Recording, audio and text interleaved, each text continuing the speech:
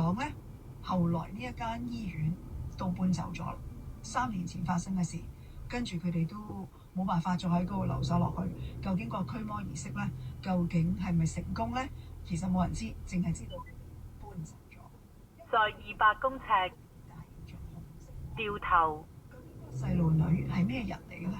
係咩年代兒童嘅病人啦？咩病死嘅？佢點解唔肯走咧？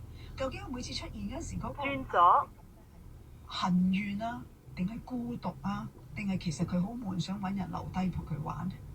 好多謝我呢一位朋友啊，佢講過㗎。如果佢係返夜班，佢就唔會同我講呢啲嘢嘅。好在咧，佢係返日頭，即係朝9晚6嗰啲咧，咁佢快快手手返屋企嗰啲，佢係真係好彩啊！咁但係嗰個細路女咧，我會覺得佢出嚟唔係想揾伴咯，佢係有心嚇人嘅，因為要着件紅衫，點解下下都要着紅衫咧？周星馳話齋好驚嚇㗎嘛！呢樣嘢其實唔公平嘅嗱。